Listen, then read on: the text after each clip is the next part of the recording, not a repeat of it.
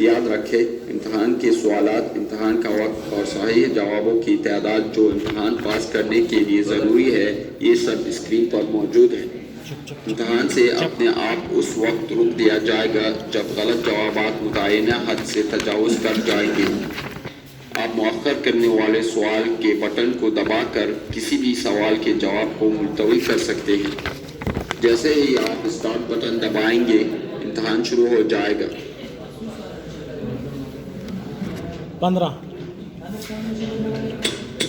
10 سال سے کم عمر کے بچوں کے لیے کم فکسڈ کرسیوں کی ضرورت ہوتی ہے اور وہ حفاظتی بیل کی ضرورت مند نہیں ہوتی۔ ہمیشہ، کبھی کبھی صرف سامنے کی کرسی پر۔ شہروں کے اندر چھوٹی گاڑیوں کے چلانے کی زیادہ سے زیادہ رفتار 70 کلومیٹر فی گھنٹہ، 30 کلومیٹر فی گھنٹہ، 50 کلومیٹر فی گھنٹہ۔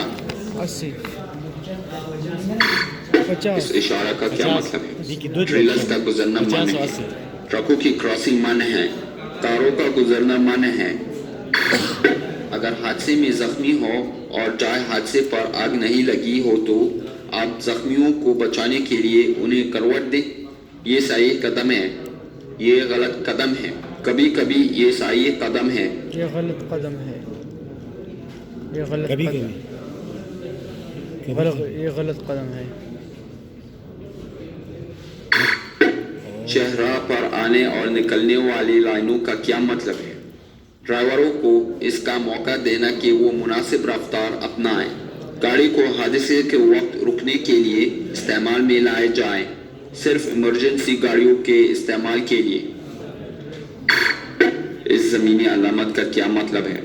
راستے کو علیحدہ کرنے کی لائن، خطرے کی اطلاع دینے والی لائن، آدھے راستے کی لائن۔ راستوں کے علیحدہ اشارہ کا کیا مطلب ہے؟